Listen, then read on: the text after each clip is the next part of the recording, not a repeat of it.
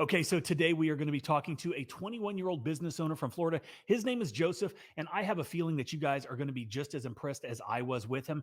And I wanted to talk with him about him starting his business, some of the struggles, and also what he's doing to ensure that he doesn't fail like so many other companies. Now, my oldest son, who handles the social media and affiliate outreach for Quote IQ, sent me one of his videos because he thought Joseph would be a great fit for our program.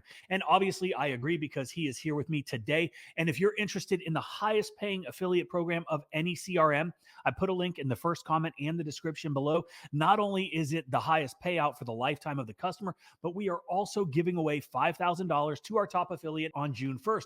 But enough about how we can make you a shit ton of money. Let's talk to Joseph. All right, Joseph, I appreciate you coming on and excited to hear about your story. If you could tell me a little bit about who you are and how you started.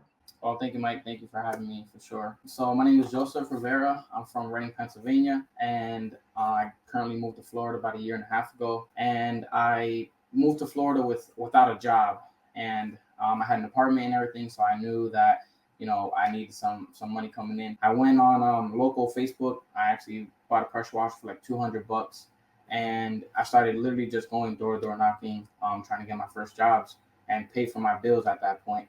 And I didn't even think that this was going to turn into something bigger as what it is now. And I realized that pressure washing is actually a great niche to, make some money, grow, build some skill sets. I think pressure washing is a great business model that people sleep on a lot, actually. Yeah, absolutely. I agree. It is amazing how much money you can actually make when you treat it like a business.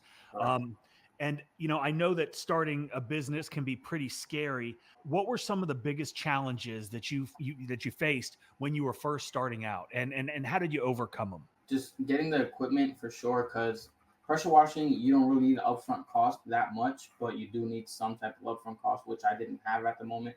So, I was out there and I was basically doing the jobs to buy the equipment like the same day or the day after. So my first job was like my grandpa's house, and I did his driveway for like $50. Then I did more family members' houses and built up my money basically for my upfront costs. In the beginning, at least, again, pretty much just getting jobs, I would say. But then I started watching a lot of YouTube, your YouTube channel as well. And I started going door to door knocking. I live by like, you miss 100% of the shots you don't take. So I just went out there and just started knocking on doors and slowly started to build my communication skills, my sales skills, my marketing. Yeah, I love that. And knocking doors is something that it's intimidating, right? It is Right. scary, but you did two things right. A, you leveraged your friends and family first, right? Not only were you building up experience, but you were taking money and putting it back into your business. Again, something that so many new guys they fail at because they get a couple $100 in their pocket and they go crazy because you Right. can make a couple $100 in an hour, right? And then you do that for a couple days, you can make a couple $1,000 even if you've got no experience, brand new out there hustling, right? Right. But as you get better and as you get more experience and as your business grows, you need to reinvest. And Right. you did that from day one, which is something that I think obviously is setting you up for success. Now with the door knocking, I've talked to other guys. What does your script look like? Sometimes it depends on the person, the customer that you're talking to, and I like to use like little indicators of what I should be saying. But a normal average is just like knocking on the door. It's like, hello, my name is Joseph, owner of We Do For You Pressure Washing. I'm around the area, knocking on some doors. I wanted to know, or I'll pull them out maybe and say, I notice your driveway here is a little dirty, or has some mold and algae growing. We do take care of that. Would you be interested in the quote, real quick, 60 seconds? And to be honest with you, like if I'm being completely honest, I do not sell a lot door to door knocking, but like when I do go out and look for some jobs, I get them. I get them. So it's just because I feel like it's a numbers game, and I have flyers, I have things like that, and then I'm not a real pushy salesman. So when someone says I'm not interested, I'm not like, I know I need to do it, but I'm not like, is it the value or the money? Like, what is it? Sometimes I just give them the card and I say, all right, thank you. If you're interested, reach out. Yeah, no, and I agree. I think high pressure sales, especially door to door, can sometimes be perceived as a little aggressive. People get on the next door, the Facebook groups, and they're like, "Oh, some guy's coming around the neighborhood," and Yeah, yeah, yeah, yeah. you don't want to That get that guy. call. Yeah, You want the real positive. Hey, we had a great experience with Joseph, and you exactly. should call him. But you did talk about, okay, not a lot of door to door. That was a great place to start. What kind of marketing are you doing now? Right, like that. What is your major source of leads coming into your business? So right now it is just word of mouth. To be honest, I'm really just I do this full time, mixed with another business I have, and so that gives me the opportunity to be outside, and communicating with tons of people. So I always carry flyers with me, business cards. I even have it's cool. I printed these out for the trash can cleaning service. They were like $60 for like 400. I taped them to the front of all the garbage cans, and I landed like a $300 house wash from that by itself. So I really just I do my own marketing. I just print out some flyers and hand them out. I'm still kind of in the beginning stage, but um, one time I tried Facebook ads and no success there. I did see one of your videos, and you were talking about exactly what you were just talking about, the little cards on the garbage cans in the neighborhoods.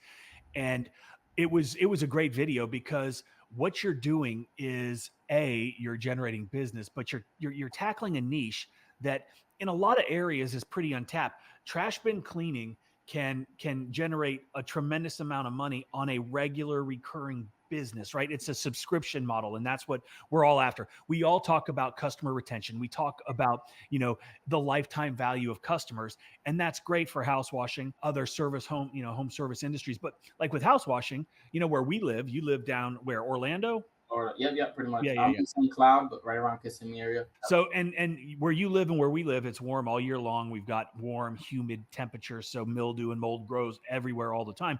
So our regular customers are about every year, some are every 6 months. Cool. That's recurring business. Right. But if you've got route work, right, like recurring bin cleaning, that's every week Right. or once a month, whatever the case is. There's different, strategies to go about that. But if you can build up a route of, 40, 50 people, charging them, how much do you charge per visit?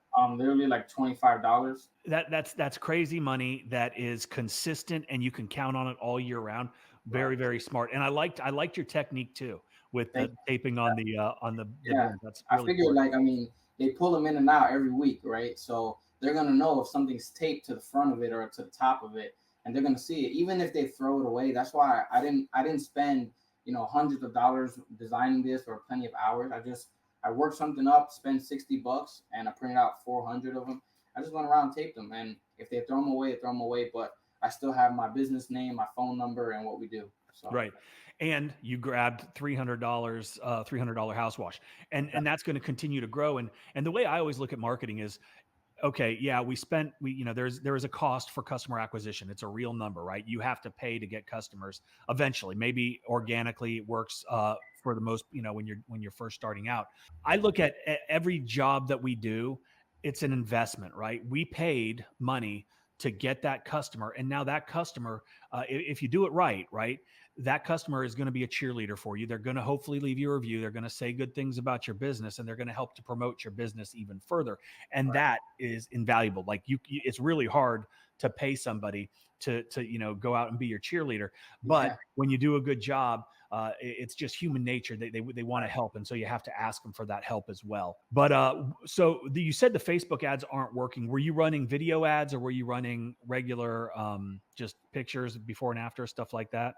Yeah, so somebody I went with like an agency, and they said they actually had experience running pressure washing ads. So I'm like, okay, that's good. And paid them about $200 up front, $10 a day on the ads just to start, and no leads within like 2 weeks. Not even one lead.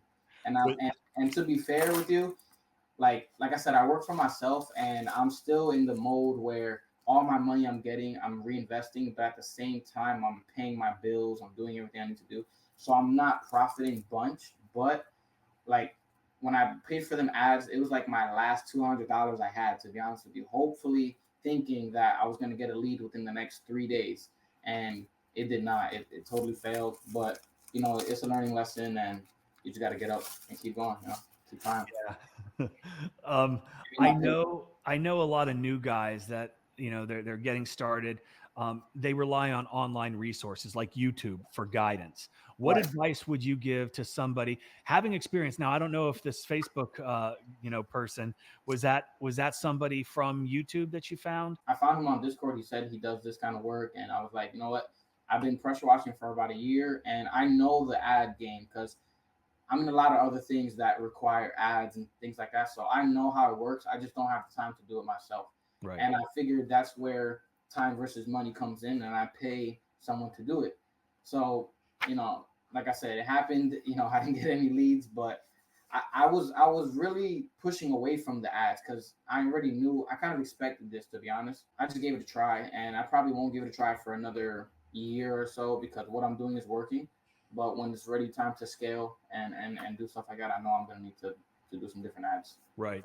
And what you just said is pretty wise, especially for someone of your age, is you understand the need to delegate. You understand that there are people that know how to do things better than you. And I struggled with that when I was first starting out simply because I thought I was super smart. I thought I knew better than everybody else. And with time and a little bit of age, I realized it's a lot better and it's a lot smarter to outsource a lot of different things. Right. And that's great that you identified that early. And it's also great that you're basically split testing, right? You're doing different things. You tried the Facebook, it didn't work out. I would suggest, maybe try some video ads, and those have been working really well. I've never been a huge fan of Facebook ads because there's two different types of advertising that you can do. Well, two different types of online. There is like interruption marketing, and then there is intent based marketing, right? Intent is when I run ads on Google, and we run ads on Google all day, every day, because people go to Google with the intent to purchase, right? Right. With interruption on Facebook, those people they're not there because they are looking for a pressure washing service. And if you want to catch their attention, you have to basically punch them in the face and say, stop scrolling, stop looking at your, whatever, and look at this ad. And what I have found is you really do have to do something completely different than what everybody else is out there doing, because Right. I look at Facebook ads and they all look the exact same. Every one of these jacklegs that's saying, "Oh, I run Facebook ads for pressure washing businesses," and I get emails all the time. I see ads all the time, and they all look the same. And that is why, we have Quote IQ. Our Quote IQ marketing manager came up with this idea, and he was like, "Hey, what if we did video ads?" And we did custom ads for businesses where we put their logo, their company name, we do a custom voiceover with their business name, and let's see what happens. And so we did some testing. We ran them on my business Facebook page. Justin from Forever Self-Employed and my partner in Quote IQ, we ran them on his, and we absolutely crushed. So we were like, okay, this is viable. Let's put them out there. And we've got them for absolutely everything. We've got them for pressure washing, bin cleaning, mobile detailing, lawn care, fertilization, pest control, carpet cleaning. Like, they're crushing. So, I'm not saying this is the time right now. It sounds like you're doing good, but always be on the lookout for new ways to get your name out there. However, Well, and that's how I found you. That's how we got to know each other. What My social media manager, who is actually my son, and he also runs affiliate outreach for Quote IQ. He sent me your video, and so I was looking, and I start scrolling through it, and I was like, okay, this kid's actually really good. And so I reached out to you because, I think it would be a great fit for you to be an affiliate for Quote IQ, because you're building an audience, you're making engaging content, which is exactly what you're talking about. And that's exactly what I was talking about the ads, right? Right. Like, anybody can post a picture of them in front of their truck looking like a goober, right? Right. But if you've got like some super satisfying footage with some good music and like hitting the pain points of the customer, guess what? They're going to stop. They're going to look. They might save it, they might share it, they may comment on it, which further boosts your company's branding. So really, really smart. And if you're doing that with your business, then kudos, because that's what you need to do. Let's be honest. Pressure washing, while it takes skill, it takes some education. You have to know what you're doing so you don't mess stuff up. You have to know what you're doing so you can work fast, efficiently, and profitably. All of that takes time, and there's a learning curve there, right? But I think what a lot of people fail to realize when they start thinking about starting their own business is the back end, right? We talked about marketing. A lot of people aren't good at marketing, but Right. they go buy a pressure washer and they think they've got a business, right? Well, you have a pressure washer, but you don't have a business because you don't have any customers. So marketing is such a key factor in that. But also, what people fail to realize and what people fail to do is the administrative side of the business. And as a young business owner, was that something that you struggled with, keeping the books, keeping track of everything, customer contacts, all of that, like the administrative side, the follow up, right? Because we have to retain these customers. What have you done on, as somebody that's relatively new into the entrepreneurial world, to help you organize yourself? So first, I would just say do all the education. I mean, educate yourself as much as you need. Before I even got the pressure washer, I was on YouTube like 40 hours a week watching videos, just learning, because I know that you can damage people's properties, you can damage yourself, you can just do something you don't want to do without the knowledge. So I would highly recommend to just don't rush it. Learn what you need to learn, educate yourself, find people like Mike, good teachers that will teach you the honest truth, or behind the scenes of some things. But I learned halfway through, basically from you as well, is like, you need to keep these clients, you need to call back, you need to follow up. At first, I was having notebooks, I was putting everything in notebooks and things like that. But we're in a new day and age where we're digital now. So I did try the Code IQ, which works amazing. It's very simple, and I love what you did with that app, to be honest with you.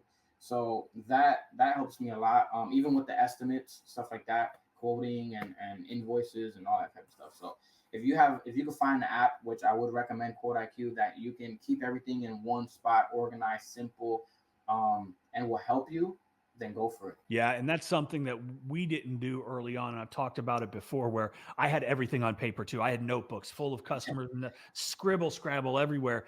And if I had that information today, I could still be marketing to them, but I don't.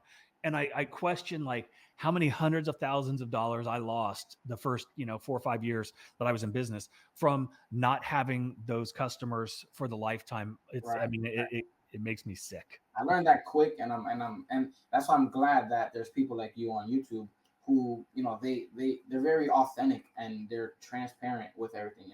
There's not a lot of people I can go on YouTube on and really get the knowledge or something that I'm really looking for, and you're one of them. Oh, well, I I appreciate can that. find a video of you explaining exactly what I need to hear. Yeah. So I'm grateful for people like you to be able to learn that early, basically learning from your mistakes. Yeah, and I made a lot of them. I made a lot of them. So another thing, and this is something that maybe people that are watching right now, they're thinking about doing what you're doing, right? They're thinking about starting their own thing, taking the risk. Fear of failure is one of the biggest obstacles, I think, that most people run into when they're in that in between stage. Like, okay, I've got a job. I was working at Amazon like yourself, or I'm working for so and so, and I want some time freedom. I want to be able to work for myself and not answer to anybody else. But the fear, right? Maybe it's the family and your Right. friends that are saying, oh, you don't want to do that. You just want to be safe. Go clock in, do your 9 to 5, and you'll be happy. But there are people that have got it in them right here, that they know there's something better out there. There's something more than just being told when they can go to work, when they can clock in, when they can clock out, what time their lunch is. Like, that's bullshit. Yes. And what was it? You touched on it briefly, but how would you tell people to just do it, right? Stop talking, get over your fear, and just do it. What advice would you have? Well, I think the number one thing is what you exactly just said, is to just do it, right? You're gonna have to learn how to shut everyone's opinion out. You're gonna have family members, you're gonna have friends that are gonna doubt or just not see the vision, right? And that's the point, because it's not their vision, it's your vision, right? So if you believe that you can do it, and that's the big thing, belief, right?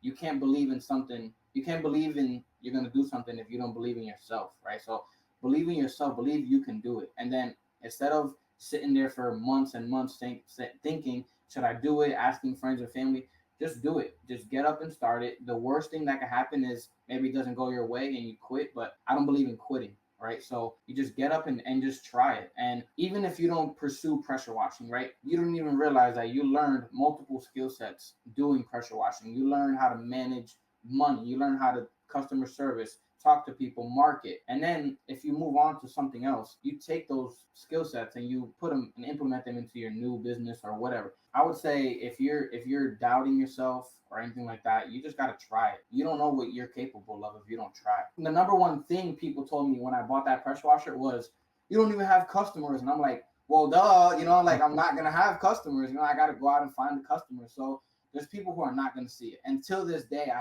have family members who are telling me, get a job, get a job. But I got 3 jobs lined up. Well, and that leads into my last question for you.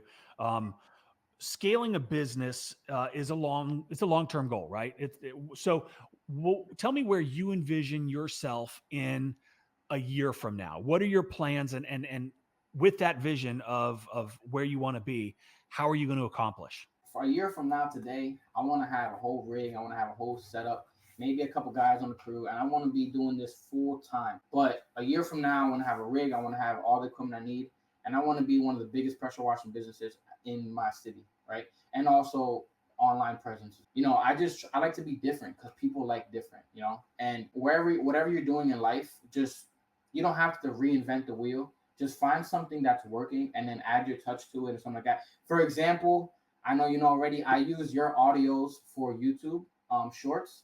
And, like I said, Because they're brilliant. yeah, they are. They're amazing. And honestly, that's exactly how I learned, like you are very authentic and you keep it real with the people. So instead of me who is still learning and you have over 20 years under your belt and me telling people this is how you can do this rather than it just makes sense to me at least, and then I put my audio behind it. I mean, my video behind it. So right. As far as business though, I want to find something different to do. That's how I'm going to accomplish what I want to do, right. Be different. No, I love to hear it. And just talking to you, right? Like there are so many people out there that just yap, right? And you've got a good head on your shoulders. You're a smart guy. And I know that you are going to be successful in whatever it is that you're going to tackle. And if you want to plug your channel, please do right now. Thank you. My channel is Washpreneurs, Wash, and then like Entrepreneurpreneurs. And basically we cover, pressure washing, my overall experience pressure washing. You can learn tons of videos from that. And the shorts are a lot of Mike's audios. Well, and that's cool, and I appreciate that. But also like the trash bin cleaning one, like that's probably one of the best shorts on your channel, right? And if somebody saw that and it just, the light went on over their head and they're like, God, that's a great idea. And they went out there and they implemented that. You're helping somebody make a shit ton of money because they're going to make money. If they do that, they stay, they're consistent, so keep doing what you're doing. I am proud of you. I can't wait to watch as you grow. And, if you've got any last words, don't give up too quick. Don't be hard on yourself. You're going to have ups and downs. The easiest time to quit is when it's the hardest, right? So just don't give up. I've done about 4 or 5 different business models, you can say. And the only thing I've realized that I did wrong was give up. Nothing else, I just realized I gave up too soon. So I'm giving myself a 5-year minimum with this pressure washing and everything.